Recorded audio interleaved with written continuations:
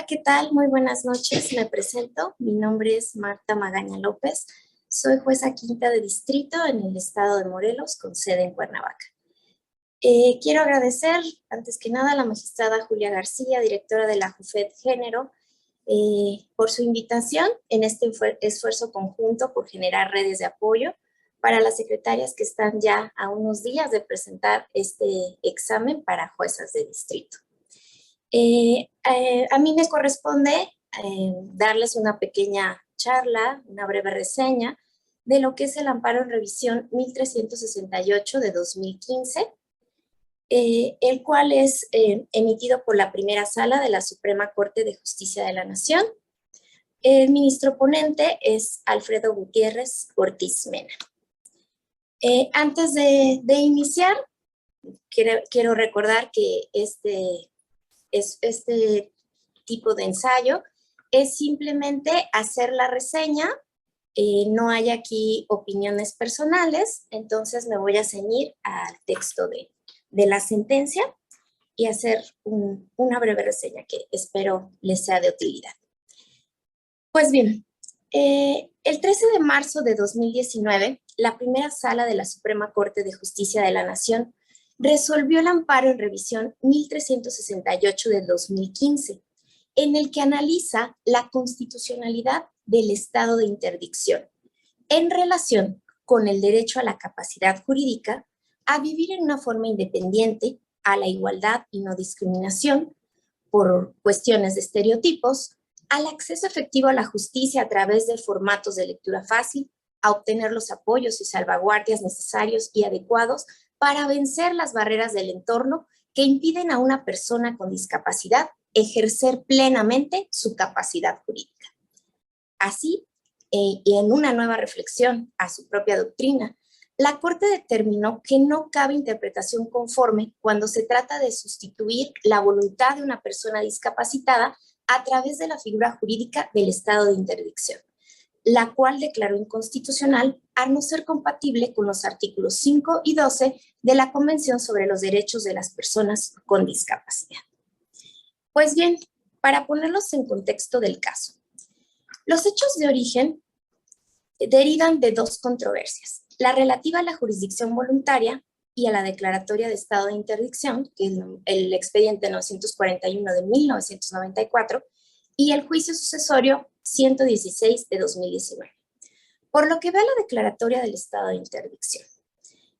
Primero, Margarita promovió en la vía de jurisdicción voluntaria la declaratoria de interdicción de sus hijos, Tomás y otro, solicitando se declarara a su favor la tutela legítima.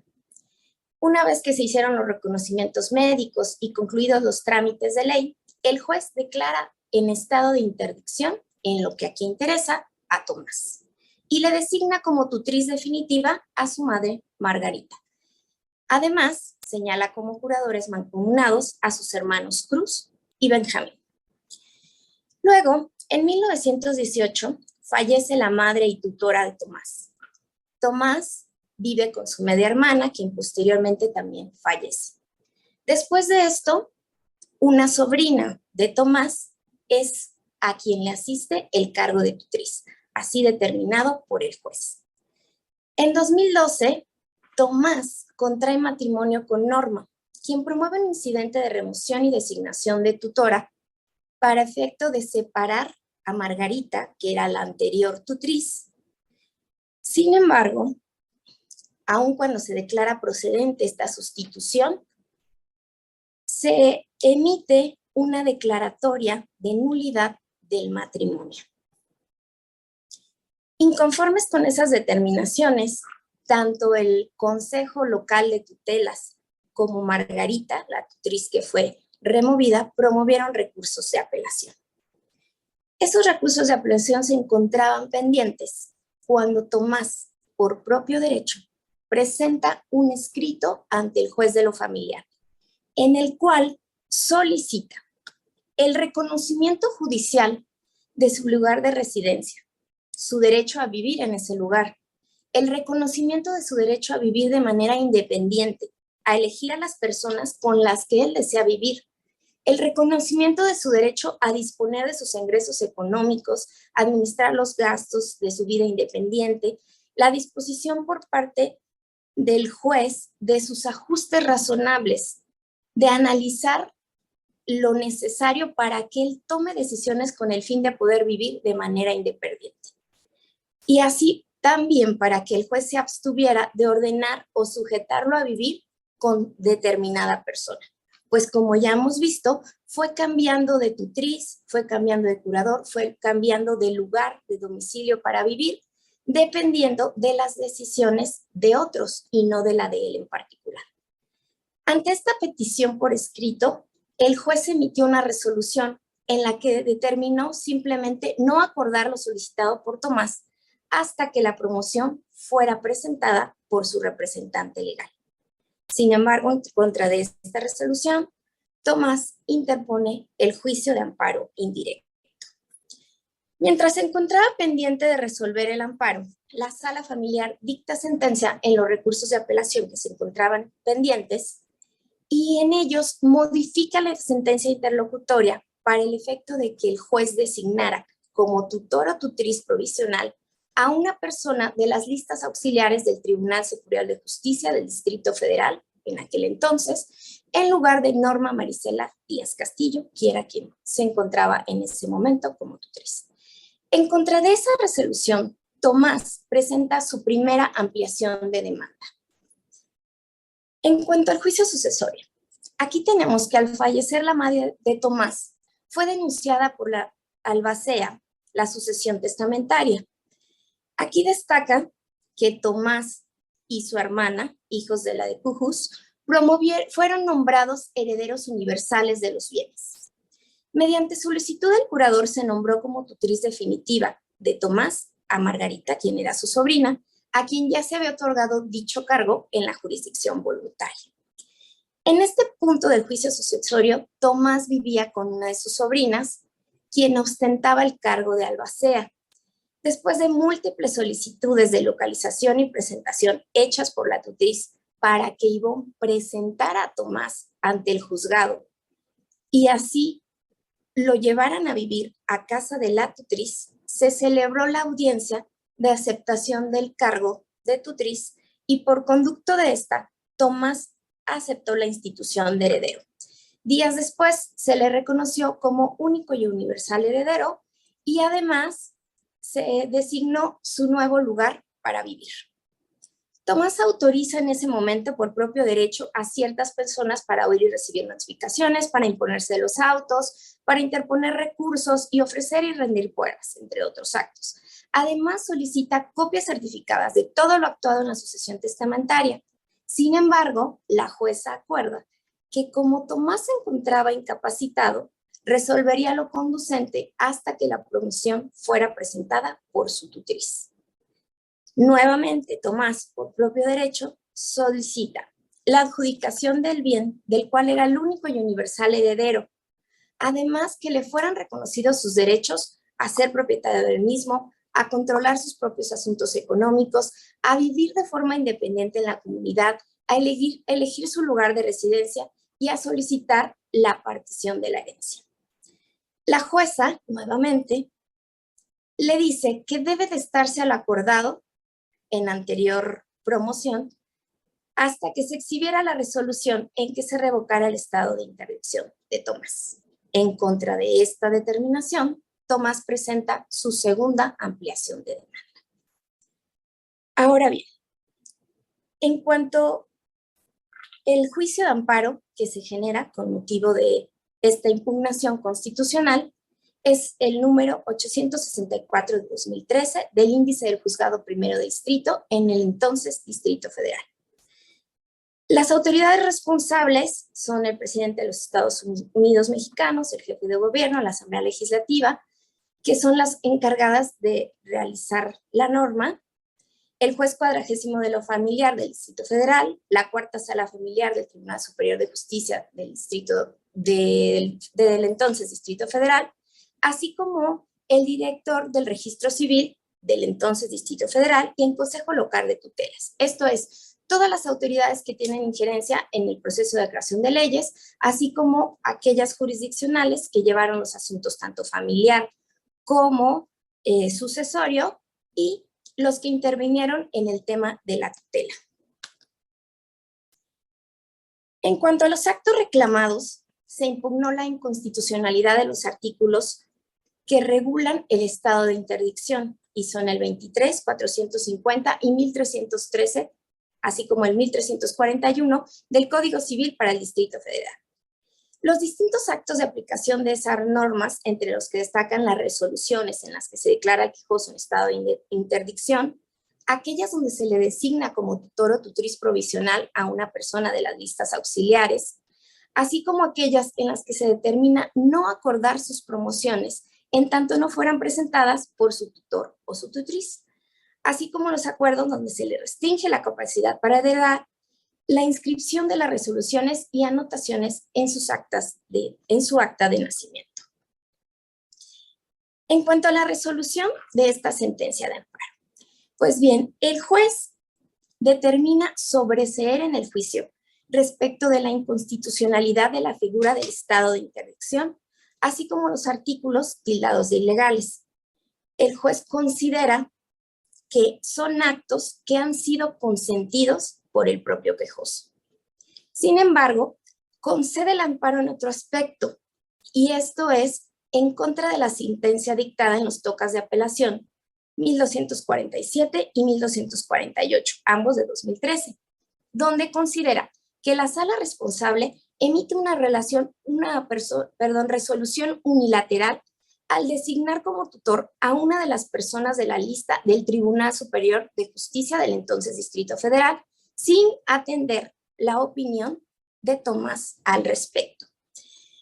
En ese apartado, considera que se han vulnerado los derechos de audiencia de Tomás, pues del contenido de las constancias se advierte que no se le otorgó la posibilidad de comparecer para poder determinar su propia capacidad física y mental y permitirle a su vez la intervención atendiendo al grado de diversidad funcional que presentara, y así cumplir con las obligaciones establecidas en los artículos 12 y 13 de la Convención sobre los Derechos de las Personas con Discapacidad.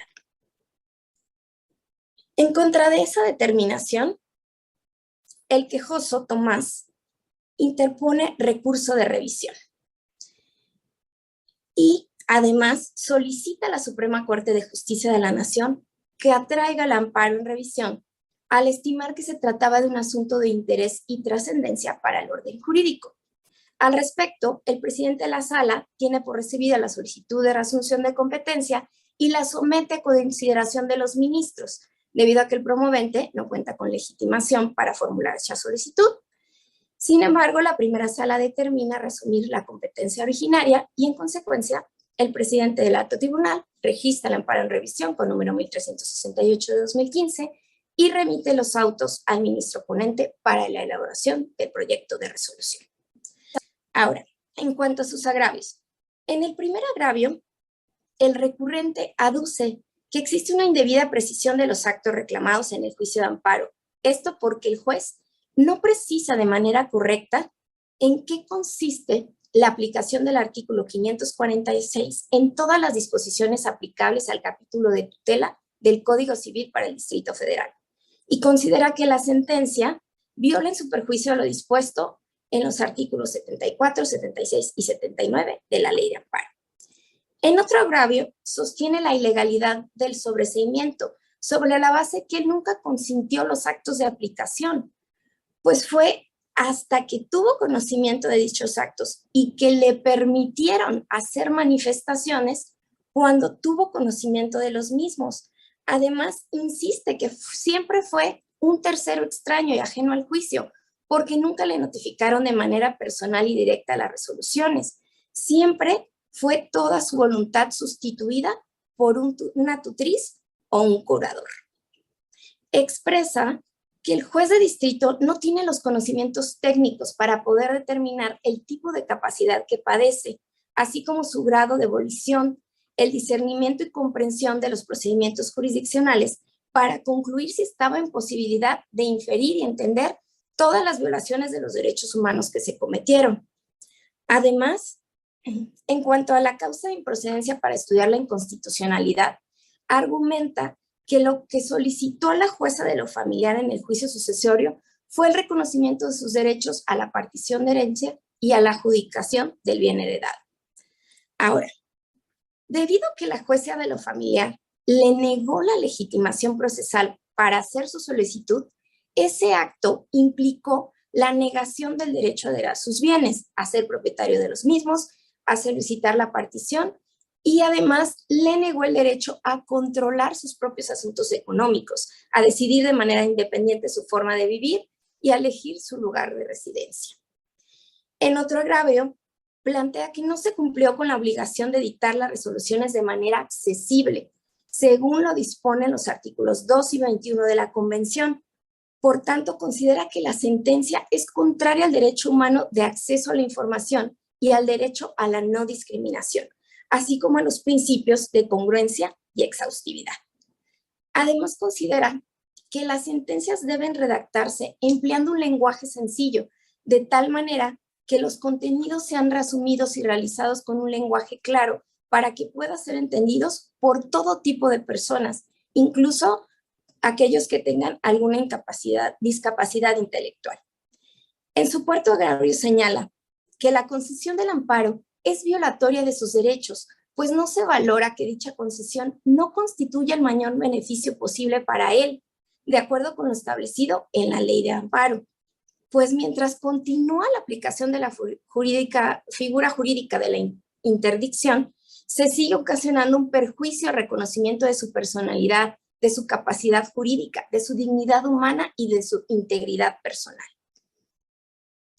La figura del estado de interdicción prevista en los artículos 23, 450 y 537 del Código Civil, a consideración del recurrente, suprime el derecho a la personalidad jurídica, pues supone que no tiene esa capacidad jurídica las personas que no pueden gobernarse, obligarse o manifestar su voluntad por sí mismas o por algún medio que la supla. Y finalmente, en el quinto agravio, argumenta la incongruencia de la sentencia al no contestar los conceptos de violación, toda vez que aquellos donde existió sobreseimiento, pues no se hizo algún pronunciamiento. Ahora bien, al respecto, la sala declara procedente el recurso y emprende el análisis de los agravios. En relación con el sobreseimiento, la sala determina fundados los agravios y considera que, contrario a lo sostenido por el juez, no se actualiza el consentimiento de los actos y determina levantar el sobreseimiento. Sostiene indebida la consideración del juzgador en el sentido de que el quejoso estuvo debidamente representado por su tutriz y esto, en consecuencia, estuvo debidamente representado, tuvo conocimiento del acto reclamado y por conducto de su representante legal, quien estaba facultada para promover el juicio de amparo en contra de las actuaciones que irrogan perjuicio al representado, pues considera que tales actos no son acordes con la convención, porque se adopta una interpretación basada en un modelo de sustitución de la voluntad. ¿Esto qué significa? Que el quejoso nunca tuvo una intervención directa, por tanto, no se puede hablar de un consentimiento aún y cuando él estuvo representado por su tutriz, porque las decisiones relativas a él siempre fueron tomadas por la tutriz o el curador. Nos explica que el proceso de interdicción implica una injerencia en las posibilidades de actuación de la persona y por ello supone una limitación a sus derechos fundamentales. Debido a la importancia y trascendencia de los derechos humanos que están en juego, el juzgador debió ser escrupulosamente cuidadoso para respetar esa participación, pues de lo contrario se generaría una franca violación a los derechos de la persona involucrada con graves repercusiones en el goce del ejercicio de todos sus demás derechos. Por tanto, la sala sostuvo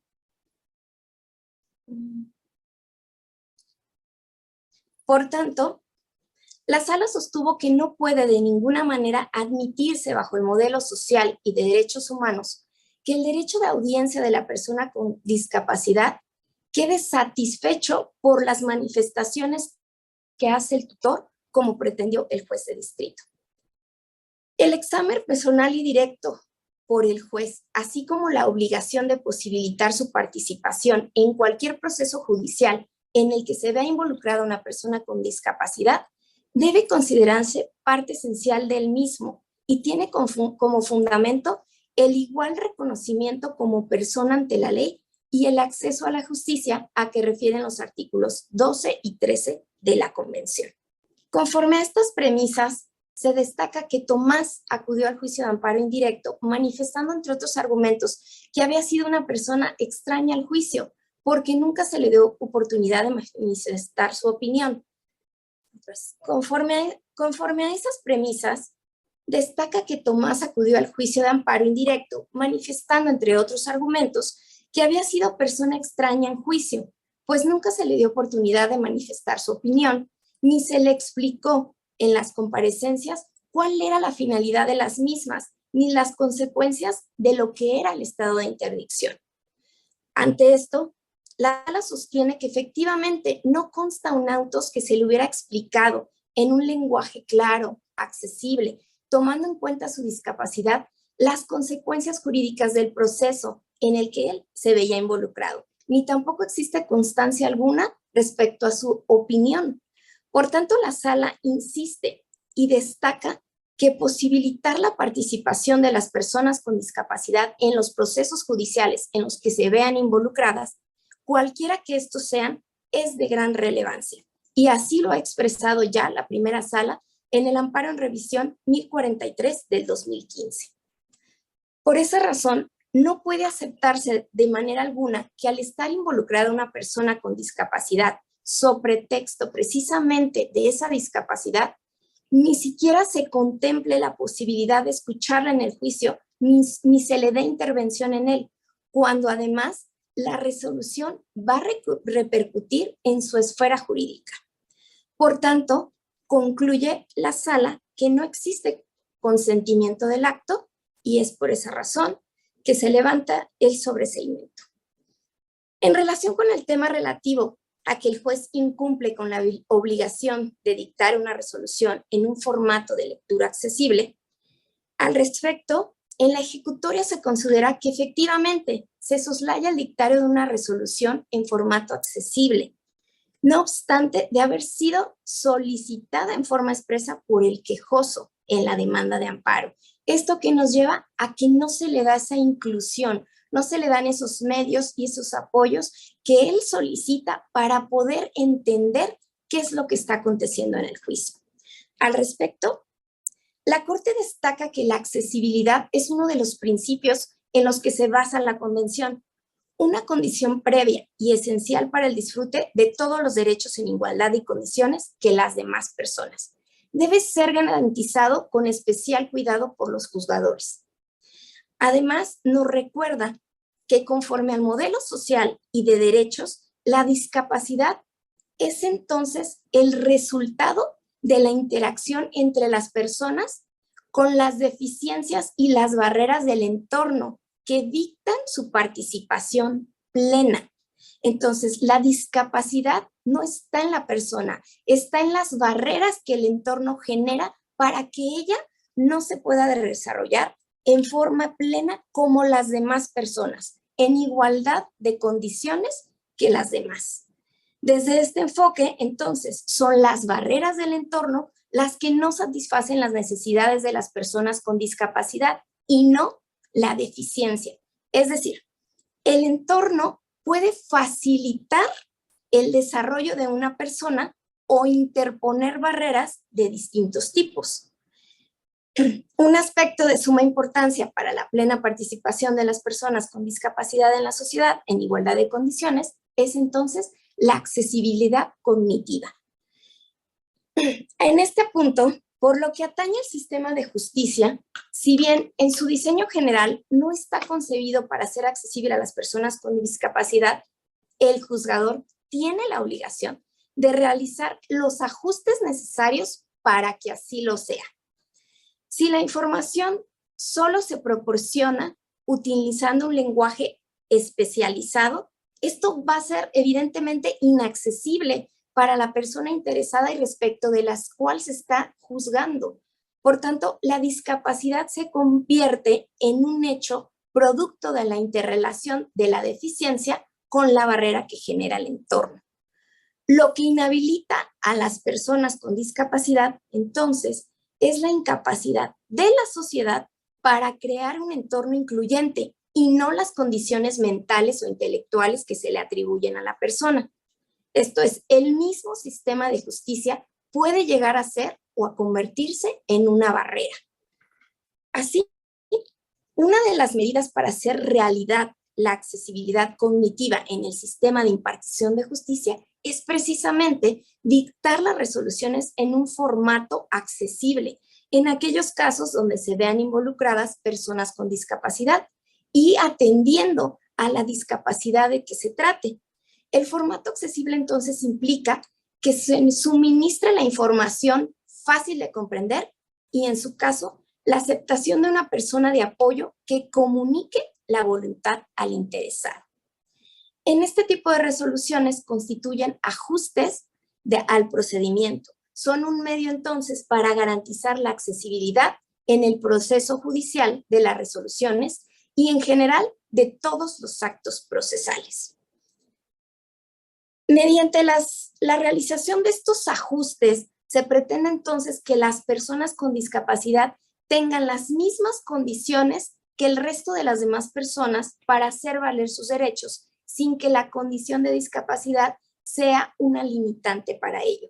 Entonces, el juzgador debe procurar tener un amplio conocimiento acerca de la discapacidad y tomar conciencia acerca de las barreras que inhiben la participación de las personas con discapacidad en el acceso a la justicia. Y esto debe hacerlo caso a caso, porque cada discapacidad es distinta y cada barrera que se puede encontrar es diferente también. Por tanto, para garantizar que se dicte el ajuste que más favorezca a la persona, debe atenderse a la situación concreta. Y sobre esa base, la sala concluye que la obligación del juzgador de realizar los ajustes necesarios para facilitar la información en los procedimientos judiciales en los que las personas con discapacidad participen, como puede ser a través de un lenguaje sencillo, formatos accesibles, apoyos necesarios, para que así puedan expresar lo que a su derecho convenga, de modo que sea plenamente conmado su derecho de audiencia. Constituye una forma de respetar el derecho de acceso a la justicia, así como el derecho a la igualdad y no discriminación. Y finalmente, en cuanto a la incorrecta precisión de los actos, la sala estableció que debía entenderse que el quejoso impugna el régimen de interdicción del Código Civil y no solo ciertos artículos. Esto es, el sistema normativo y no únicamente algunos de sus preceptos legales. Al resumir jurisdicción, la sala analiza los conceptos de violación.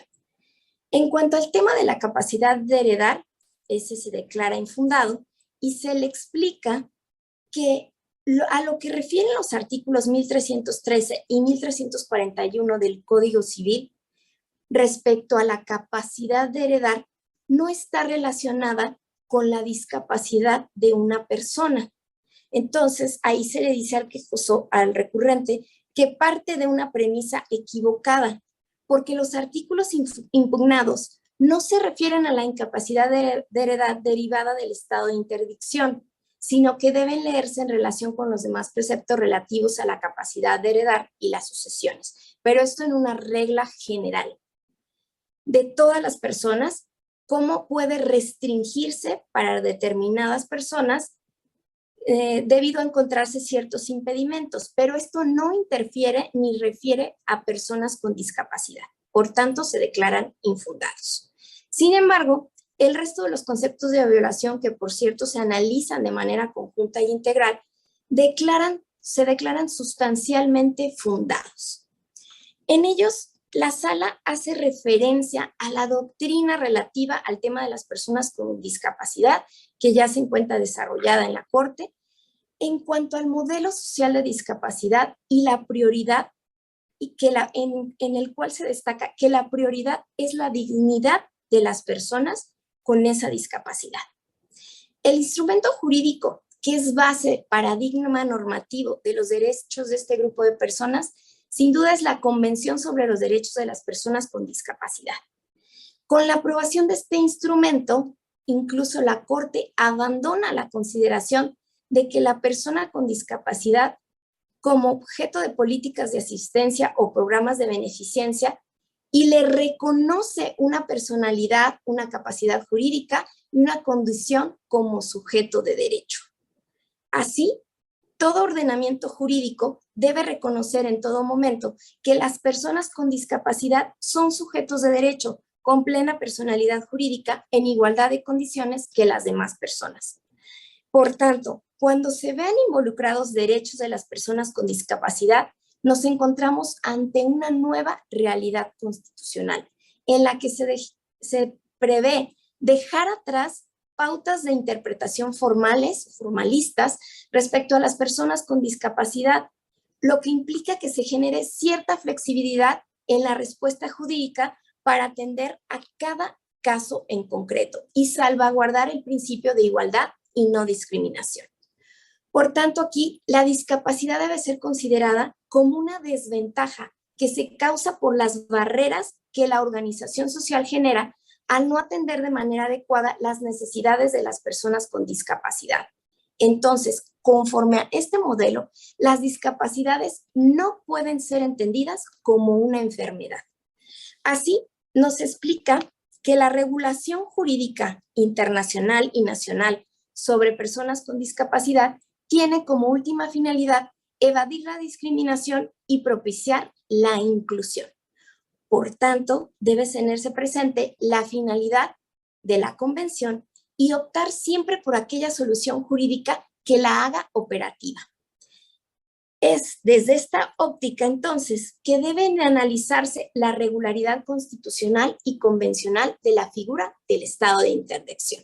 Por tanto, si se considera que una norma es discriminatoria, la interpretación conforme no va a reparar esa discriminación. Lo que se busca es suprimir, es eliminar el estado de interdicción creado por el mensaje transmitido por la norma. Conforme a esto, la sala destaca que si bien en el amparo en revisión 159 de 2013 se consideró que el estado de interdicción admitía una interpretación conforme, en una nueva reflexión y una franca evolución de los derechos humanos y buscando una interpretación que hace operativa la convención, se concluye que la figura del estado de interdicción no es acorde con la convención y no admite una interpretación conforme, al ser violatoria del derecho a la igualdad y no discriminación, entre otros derechos. Así, conforme al artículo 1 constitucional, estatuye la prohibición de discriminar, entre otros motivos, por razones de discapacidad, y esto es textual en nuestra Constitución. Entonces, la Suprema Corte determina que en el caso de que una norma realiza una distinción basada en una categoría sospechosa, es un factor prohibido de discriminación. Por tanto, corresponde realizar un escrutinio estricto de la medida legislativa.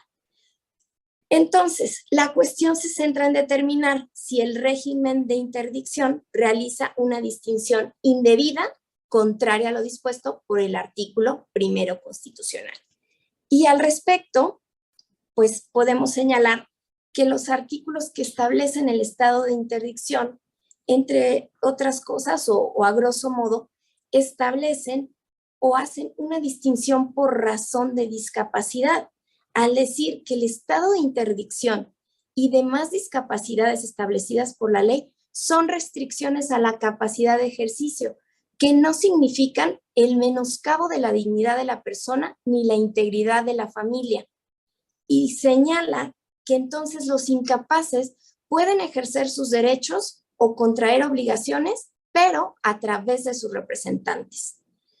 Además, indican que cuando la incapacidad natural o legal se genera es por minoría de edad o aquellos mayores que por causa de una enfermedad reversible o irreversible o que por su estado particular de discapacidad, ya sea de carácter físico o sensorial, intelectual, emocional, mental o varias de ellas a la vez, no puedan gobernarse, obligarse o manifestar su voluntad por sí mismos o por algún medio que la supla. Entonces, debe comprenderse que la distinción que hace la norma es por motivos de discapacidad. El régimen de interdicción tiene un objetivo constitucionalmente imperioso. Históricamente, el estado de interdicción tiene como finalidad proteger a las personas con discapacidad. Sin embargo, como vemos, parte de una premisa de sustitución de la voluntad. Es paternalista y asistencialista, y esto no reconoce los derechos humanos. En lugar de buscar que la propia persona con discapacidad adopte sus decisiones, se designa un tutor, se le sustrae de la voluntad para que adopte las decisiones legales de las personas con discapacidad.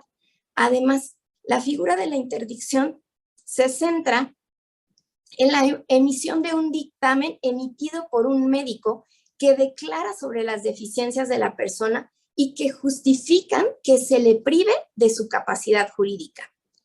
Claramente, el juicio de interdicción se centra en la deficiencia, pero no se consideran las barreras del entorno a las que hace referencia la Convención. Las normas invocadas destacan que está materialmente probado la discapacidad de la persona porque es diagnosticada su deficiencia. Entonces, con ese dato puede declararse el estado de interdicción, lo cual implica que la persona es incapaz por su capacidad de ejercicio, por tanto, su capacidad de ejercicio debe restringirse. Claramente, el juicio de interdicción se centra en la deficiencia, sin considerar las barreras del entorno. De las normas invocadas destaca que está materialmente probada la discapacidad de la persona. ¿Por qué? Porque se diagnosticó su deficiencia. Entonces, con base en ello, puede ser declarada en estado de interdicción. Por tanto, ¿o qué implica esto? Que la persona es incapaz y su capacidad de ejercicio en automático debe restringirse. La figura del estado de interdicción, entonces, es una restricción desproporcionada al derecho a la capacidad jurídica y representa una injerencia indebida que no armoniza con la Convención. Esta desproporción se ve reflejada, entre otros aspectos, el derecho de acceso a la justicia, el derecho a la igualdad y no discriminación, el debido proceso, el derecho de audiencia, el derecho a una vida independiente, el derecho a la privacidad, el derecho a la libertad de expresión, el derecho a la participación e inclusión de la sociedad, entre otros.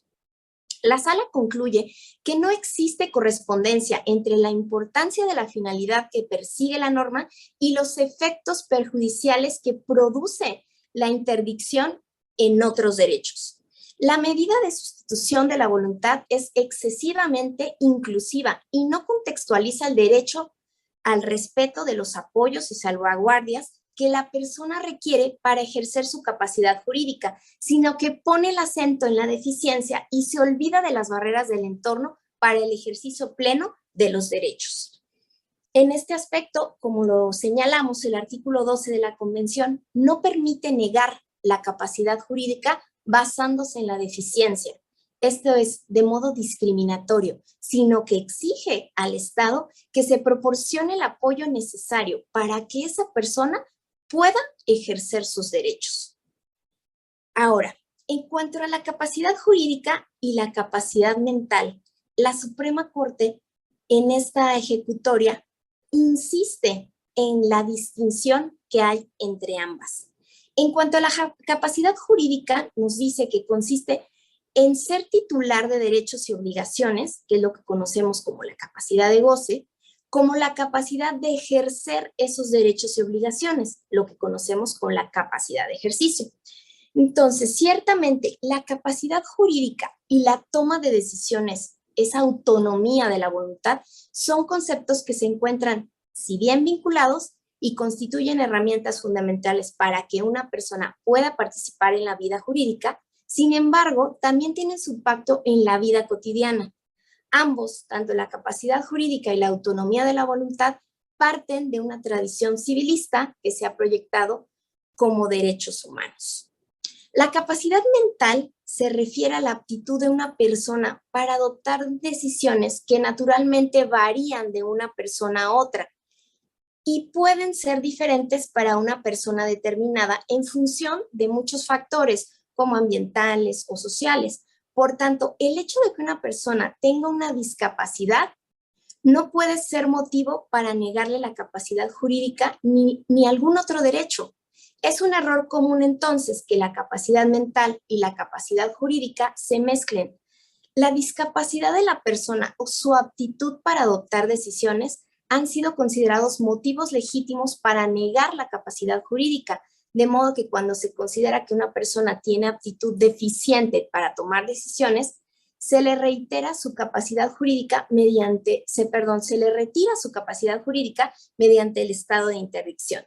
Sin embargo, el derecho a la capacidad jurídica no es una cuestión de inteligencia en las decisiones que se adoptan, ni debe estar ligada a las condiciones mentales. Se basa simplemente en el reconocimiento de la voluntad de todo ser humano como elemento central del sistema de derechos.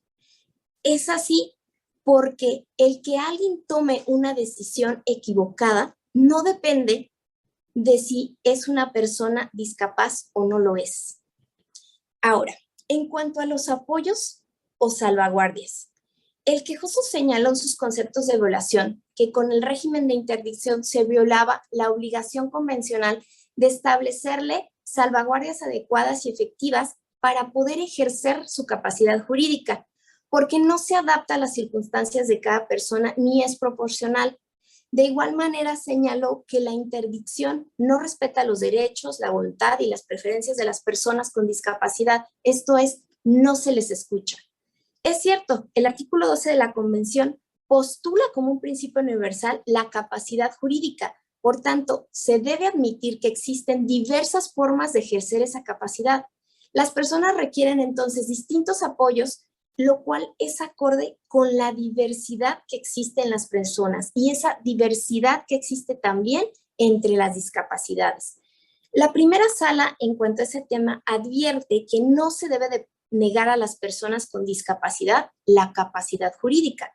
Por el contrario, debe proporcionársele el acceso o los apoyos que necesiten para ejercerla y para así poder tomar decisiones, asumiendo que cada tipo de discapacidad requiere unas medidas específicas en virtud de la condición particular de la persona y de sus requerimientos personales. ¿Con el fin de qué? Pues de que pueda ejercer plenamente y por sí misma su autonomía y todos sus derechos.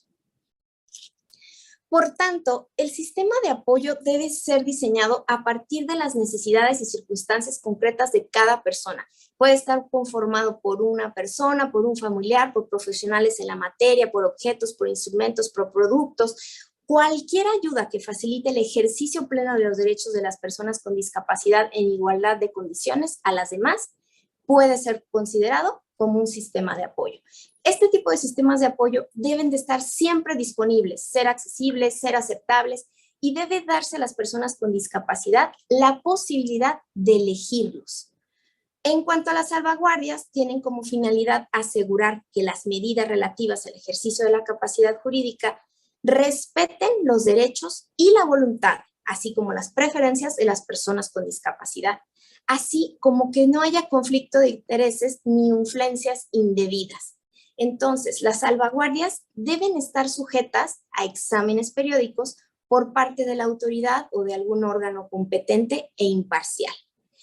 Respecto a esto, la Corte entiende que cualquier persona que tenga conocimiento de una influencia indebida o un conflicto de interés puede dar parte del juez y esto incluso constituye en sí una salvaguardia.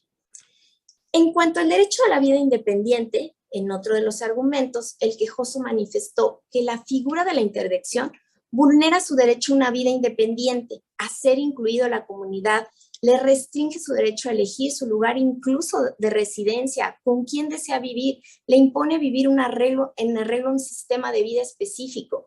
Finalmente, el tutor o el curador es el que decide todas estas cuestiones. Entonces, decide desde las decisiones mínimas hasta las trascendentales.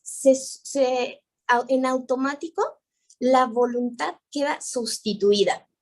Al respecto, La sala consideró que el derecho a vivir de forma independiente y de ser incluido en una comunidad conlleva tener una libertad de elección, así como una capacidad de control sobre las decisiones que afectan a la vida propia. Por tanto, las personas con discapacidad que deben de contar con los medios necesarios para que puedan tomar opciones, ejercer el control sobre sus vidas y adoptar todas las decisiones que les afecten. Como se hizo constar, existieron diversos requerimientos, como se hizo constar en un inicio, existieron diversos requerimientos que realizaron las autoridades y tenían como objeto que fueran a presentar al quejoso. ¿Para qué? Para ser entregado a su tutriz y entonces se definiría el lugar donde éste iba a vivir.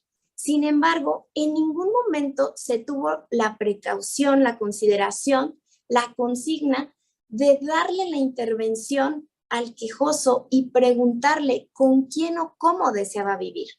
Por tanto, la interdicción no es conforme con el derecho a una vida independiente y a ser incluido en la comunidad, es lo que nos dice la sala.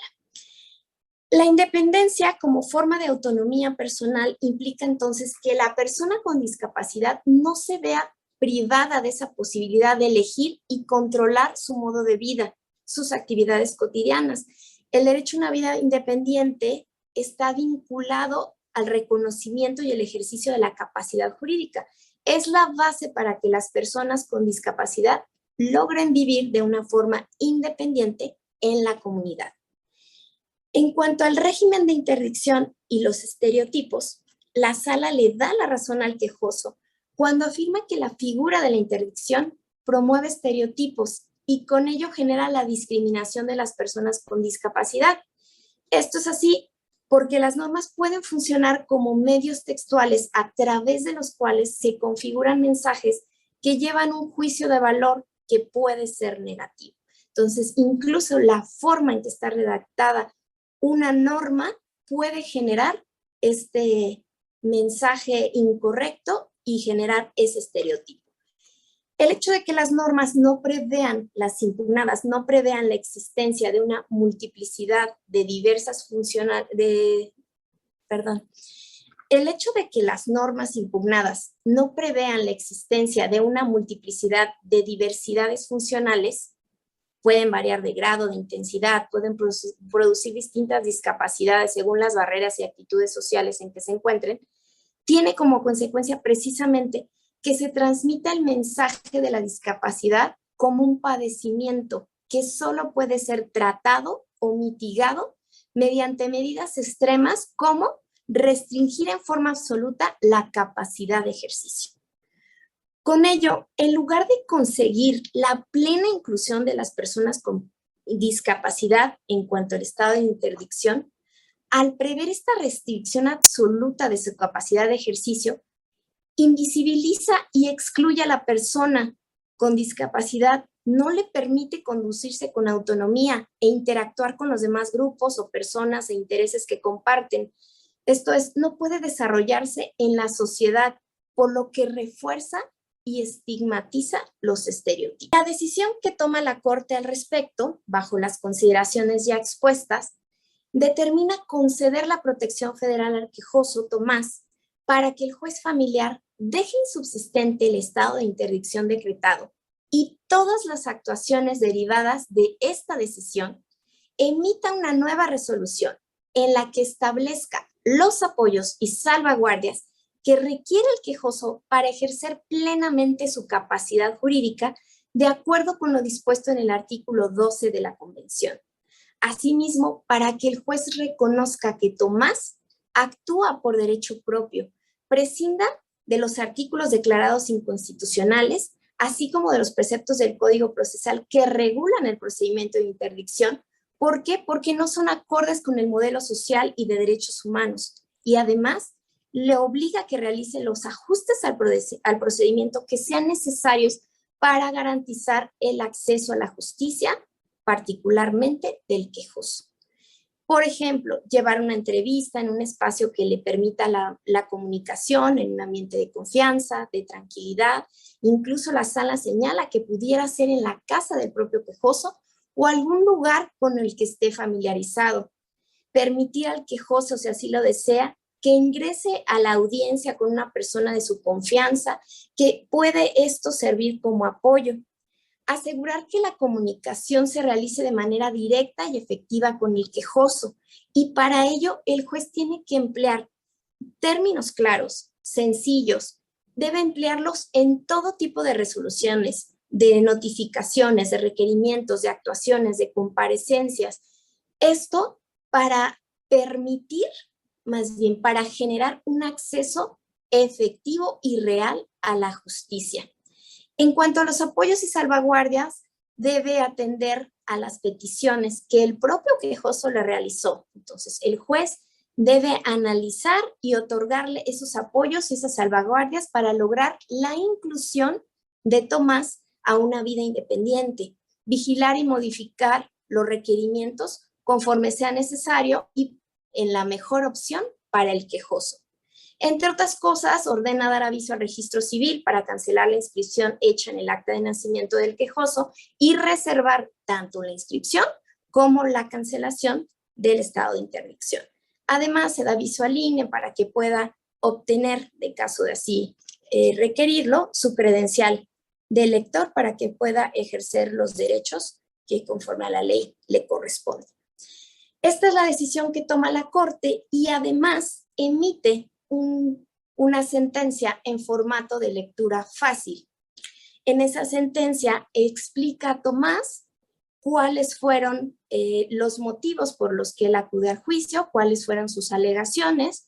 En una forma muy sencilla, le responde que efectivamente tiene razón, le explica por qué el juez estuvo mal y también le hace saber la decisión que los ministros toman en relación a su caso y cómo es que se levanta el estado de interdicción, cómo es que se declara la inconstitucionalidad, cuáles son los apoyos y salvaguardias que se le van a tener que otorgar por parte del juez y cómo es que éste va a actuar a partir de que dé cumplimiento a esta ejecutoria.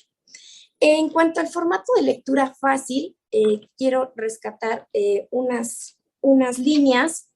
En cuanto la sala señala y dice: tú tienes derecho a una vida independiente. Esto significa que tú tendrás derecho a decidir dónde y con quién vivir, a qué hora hacer tus actividades diarias, elegir el médico que quieras que te atienda. Esto es un derecho que deberíamos de tener todas las personas, todo el tiempo.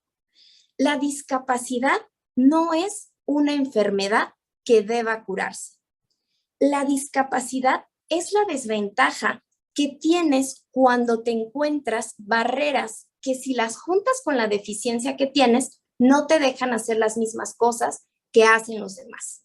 No hay personas normales y otras anormales. Todos somos diferentes y eso está bien. La ley y los jueces deben ayudar para que ya no existan barreras y tú puedas hacer las mismas cosas que los demás.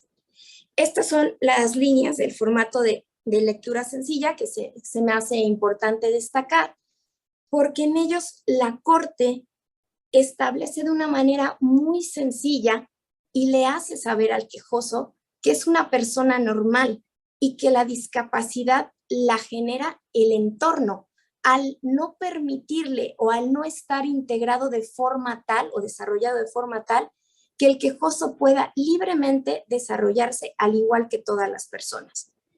Entonces, es así como concluye este amparo en revisión, esta ejecutoria. Y pues bueno, no me queda nada más que agradecer a la magistrada Julia de nuevo y a todos los compañeros que participaron en este evento. Mucho éxito a las sustentantes, están ya unos días y auguro que todo va a salir muy bien. Pues muchas gracias, cualquier duda quedo a sus órdenes. Tomé algunas notas, si gustan se las puedo hacer llegar. Mis datos quedaron ahí en el video y pues quedo a sus órdenes. Muchas gracias.